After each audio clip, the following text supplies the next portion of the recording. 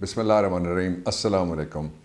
دنیا بھر کے محکوم، مجبور اور بے نوا لوگوں کو میرا سلام۔ ہلو پاکستان۔ اب پاکستان کی خود بہت سارے لوگ محصور بھی ہیں، بہت سارے لوگ محکوم بھی ہیں، بہت سارے مجبور بھی ہیں، اور ایک چیز مجھے سمجھ نہیں آ رہی۔ ابھی کوئی مجھے کہہ رہا تھا کہ پنڈی کے پیٹرول پمپس پہ پیٹرول نہیں مل رہا، تو میں نے کہا کتنی آبادی ہے؟ تو کوئی 8 سے 10 ملین کے درمیان، یعنی 1 کروڑ کے لگ بھگ پنڈی ضلع کی آبادی ہے۔ تو میں نے کہا ابھی تک اس ظلم کے خلاف اور جو لوگوں کے جیبوں پہ ڈاکہ ہے، کتنے لوگ باہر نکلے ہیں؟ یہ بہت بڑا سوال میں نے اٹھایا۔ یہ سوال آپ بھی اٹھائیے اور اس سوال کو سب تک پہنچائیے، اس لیے کہ آپ کے مفادات کے تحفظ کے لیے نہ IMF قرض دے گا، نہ ورلڈ بینک کوئی اسکیم دے گا، نہ ایشین ڈیولپمنٹ، نہ کوئی عربی شیخ، نہ کوئی چھٹا، ساتواں اور 12واں بحری بیڑا۔ آپ نے ہی جو کچھ کرنا ہے۔ اور علامہ صاحب نے ایک قرآن حکیم کی ایک آیت کی لفظ بلفظ تفسیر اس طرح سے کی ہوئی ہے کہ خدا نے آج تک اس قوم کی حالت نہیں بدلی، نہ ہو جس کو خیال آپ اپنی حالت کے بدلنے کا۔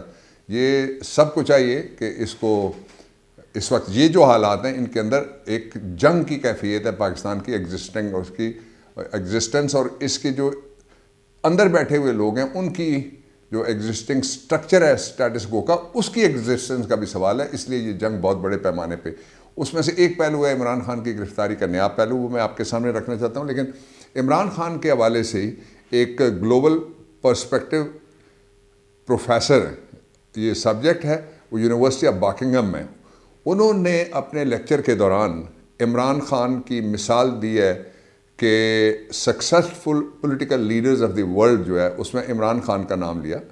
اور یہاں پہ جو فیشسٹ رجیم ہے، یہ میں نے ابھی یہاں پڑھ کے میں آپ کو دکھا رہا تھا، یہ فیشسٹ رجیم ہے جو پاکستان کے اندر امپورٹڈ، وہ اور اس کے لانے والے اور چاہنے والے اور بٹھانے والے، وہ سارے کے سارے لوگ جو ہیں وہ اس کام میں لگے ہوئے ہیں کہ کوئی طریقہ ہو کہ عمران خان کو گرفتار کر لیا جائے۔ اس کے نئے پہلو کے 3 حصے ہیں۔ سب سے پہلا حصہ یہ ہے کہ عمران خان کا کوئی ایسا مقدمہ نہیں ہے جس مقدمے میں ان کی ضمانت نہ ہو چکی ہو اور مجاز قانونی اور آئینی عدالتوں سے ان کے لیے ریلیف نہ مل چکا ہو۔ دس از نمبر 1۔ دوسرا یہ ہے کہ اگر اس ملک کا کوئی آئین ہے، اور اگر اس ملک میں کوئی عدل ہے، اور اگر اس ملک میں کوئی قانون ہے، تو مجھے ایک مثال آپ اور دے دیں جس میں ایک پورا بینڈ بجتا اور روزانہ عمران خان کو گرفتار کر لینا چاہیے، عمران خان کو گرفتار ہو جانا چاہیے، عمران خان کو اندر کر دینا چاہیے، عمران خان کو -1 کرنا چاہیے، عمران خان کو الیکشن نہیں لڑنا چاہیے، عمران خان کو نااہل۔ دنیا کے کسی ملک میں کیا لوگ اٹھ کے یہ فیصلہ کر سکتے؟ اس کو کہتے ہیں اسٹریٹ جسٹس، کہ گلی کے اندر ایک عدالت لگی ہوئی ہے، کچھ بند کمرے ہیں ان کے اندر ایک عدالت لگی ہوئی ہے، اور کچھ گسٹاپوز ہیں جن کے چہرے کے اوپر نقاب ہیں، وہ بیٹھ کے سرکاری عہدوں پہ، حکومتی عہدوں پہ بیٹھ کے وہ فیصلہ کریں کہ فلاں کو ہم نے نااہل کر دینا ہے۔ تو پھر ایسا سوال تو بنتا ہے کہ کیا پاکستان میں کوئی عدل ہے؟ کیا پاکستان میں کوئی نظام ہے؟ کیا پاکستان میں کوئی قانون ہے؟ کیا پاکستان میں کوئی آئین ہے؟ میرا ایکسپیرینس یہ تھا، جو پارلیمنٹ کا بھی میرا ایکسپیرینس تھا 16-17 سال کا اندر باہر سے دیکھنے کا، اور 4 اشروں کا جو میرا لاء کا اور اس کے سسٹم کا، نظام کا، عدل کا، وکالت کا، عدالت کا جو میرا ایکسپیرینس تھا، میں تو پہلے دن سے کہہ رہا ہوں کہ آئین نہیں ہے اور سرزمین بے آئین ہے۔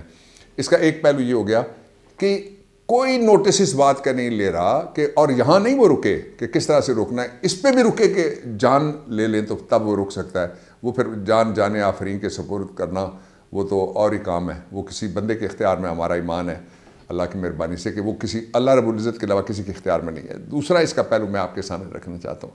دوسرا پہلو یہ ہے کہ وہ مسلسل لوگ جن کی طرف یہ جو جب کرتے ہیں نا اس طرح کی کوئی واردات، تو اس کو ایک ایکسٹریمزم خاص ہے جس کو نام دیتے ہیں ریلیجس، تو وہ اس بات سے انکاری ہیں، وہ کہتے ہیں ہمارا تو کوئی تعلق نہیں ہے اس طرح کی کسی بات سے۔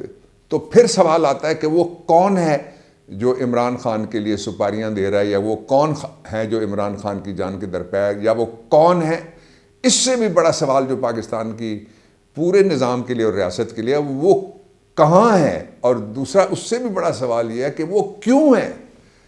یعنی ایک آدمی سے، جو ایک اکیلا آدمی جو زبان پارک میں ہوتا ہے، اس کی ایک گفتگو ہوتی ہے، اللہ کی مہربانی سے پورے پاکستان کا پولیٹیکل ایجنڈا سیٹ ہو جاتا ہے. وہ ایک بات کرتا ہے، ایک قدم اٹھاتا ہے، اس پہ پورا نیریٹو بن جاتا ہے. وہ بلے پہ سائن کرتا تھا، دنیا بھر میں کرکٹرز میں رواج آ گیا. اس نے قمیض پہ سائن کیا. کوئی مذہبی سیاست کرنے والوں سے لے کے عوامی سیاست کے نام کے اوپر منی لانڈرنگ کرنے والا ہر بندہ قمیض پہ سائن کر رہا ہے. اس نے ایک حلف لینا شروع کیا جلسوں کے اندر، اور آپ نے دیکھا کہ کس طرح کی حلفیہ تقریب جو بہاولپور میں کروڑوں لوگوں میں منعقد ہوئی مریم کی. اچھا، وہ ایک کوئی ٹون سیٹ کرتا ہے، پولیٹیکل ٹرینڈ سیٹ کرتا ہے، اس کو فالو کرنے کے لیے سارے دوڑ پڑتے ہیں. اس کے باوجود اس کا شکریہ ادا کرنے کے بجائے، اس کو شاباش دینے کے بجائے، وہ ٹرینڈ سیٹر ہے، پاکستان کا گلوبل آئیکن ہے، یہاں اس کو مارنے کے منصوبے بن رہے ہیں. یعنی سب سے بڑی خبر پاکستان میں یہی چل رہی ہے. میں آپ کو بتا نہیں سکتا کس بڑی تعداد میں اور کہاں کہاں سے اٹھ کے لوگ آتے ہیں، پوچھتے ہیں، روکتے ہیں. جہاں کہیں دیکھ لیں وہاں بھی وہ سارا ایک ہی سوال ہے جو اٹھ رہا ہے. جو دوسرا بڑا سوال ہے اس وقت وہ یہ ہے کہ پورے پاکستان میں ڈیزل ہو گئی ہے. پٹرول تو مل ہی نہیں رہا، جس طرح میں نے پہلے آپ کو بتایا. ڈیزل ہو رہی ہے. کیوں ہو رہی ہے؟ اس لیے کہ پاکستان اس وقت مافیاز کے قبضے میں، پاکستان مافیاز کے شکنجے میں، قبضہ بھی نہیں ہے. پاکستان کی شہرگ مافیا کے ہاتھ میں ہے، بلکہ شکنجے سے آگے بڑھ کے. اس کے بھی 3 پہلو ہیں. اور جو میں آپ کو بتا رہا تھا ابھی عمران کی جو گرفتاری ہے، اس کے نئے پہلو جو میں بتا رہا تھا، اس پہ نیا پہلو یہ ہے کہ گرفتاری کے لیے سمجھ نہیں آ رہا کہ کہاں سے ہاتھ رکھیں اور کیسے رکھیں اور کس طرح سے ہم جسٹیفائی کریں گے. اور اس کے ساتھ ہی اس کے جتنے بھی ساتھی ہیں، اب شیخ رشید صاحب کو آج ہماری پولیس کے حوالے کیا گیا ہے. اور شیخ رشید کے جو پنڈی بوائز ہیں جتنے، وہ سب کو آنا چاہیے. شیخ رشید کی تاریخوں پہ ہونا چاہیے سب کو. اور اس دوست تعلق والے جو ہیں، میں نے کسی نے مجھ سے پوچھا تھا کہ بڑا اس وقت مجھ سے ایک اپنی پارٹی بھی لڑ رہی تھی، ایک بیٹھا ہوا بڑا سیاسی جج وہ بھی مجھ سے لڑ رہا تھا، ان کی گورنمنٹ تھی پنجاب میں، وہ بھی مجھ سے لڑ رہے تھے. تو کسی نے کہا کہ یہ بڑا مشکل وقت ہے. میں نے کہا یہ مشکل وقت کوئی نہیں ہے، یہ ٹیسٹ میرا نہیں ہے، یہ میرے دوستوں کا ٹیسٹ ہے، کون میرے ساتھ کھڑا ہو سکتا ہے. تو یہ ٹائم ہے کہ جو شیخ رشید کے دوست ہیں ان کو ان کے ساتھ کھڑا ہونا چاہیے. اب میں آپ کو بتانا چاہتا ہوں 3 انتہائی امپورٹنٹ باتیں. پہلی بات یہ، بلومبرگ نے یہ کہا ہے، یہ فائنینشیل ایک بہت بڑا آئیکونک ادارہ کہہ لیجئے، کہ $50 لاکھ روزانہ افغانستان جا رہے ہیں. $50 لاکھ ہر روز. 50 لاکھ کو آپ 7 دن کے ساتھ نہیں، 30 دن کے ساتھ اور 31 دن کے ساتھ، یا فیبروری ہے تو 28 دن کے ساتھ یا 29 دن کے ساتھ آپ ضرب دے کے، یہ تو ڈوب گیا سارا. معیشت ہماری وہاں چلی گئی ہے. اب تو پتہ نہیں کس طرح سے یہ نظام آگے بڑھے گا، کس طرح سے یہ نظام ٹھہر سکے گا. یا پھر وہ کون ہے کا سوال آ جاتا ہے. کیا ایف آئی اے، کیا امیگریشن کا عملہ، کیا ایل ای ایز دوسرے وہ بارڈر کے اوپر موجود نہیں ہیں؟ موجود ہیں. سوال یہ ہے، یہ وہ بارڈر ہے جہاں سے آٹا نہیں جا رہا، جس کی ویڈیوز ہیں، ہاں ویڈیوز ہیں نا، جا رہا ہے. جہاں سے اب ڈیزل جو کم ہو رہا ہے، پیٹرول جو کہتے ہیں ہم نے نہیں دینا، یہ کہاں جا رہا ہے؟ وہ جا رہا ہے نا، کہیں تو جا رہا ہے. اور یہ جو موقع تھا، اس موقع کو پوری طرح استعمال کر کے جو افغانستان ہے، اس کا جو اس کی کرنسی جو ہے وہ ایک ہاٹ فیورٹ ہو گئی ہے ایز اگینسٹ پاکستان. اچھا، یہ کسی کو کچھ پتہ نہیں ہے، یہ کسی کے پاس کوئی ذرائع نہیں ہے.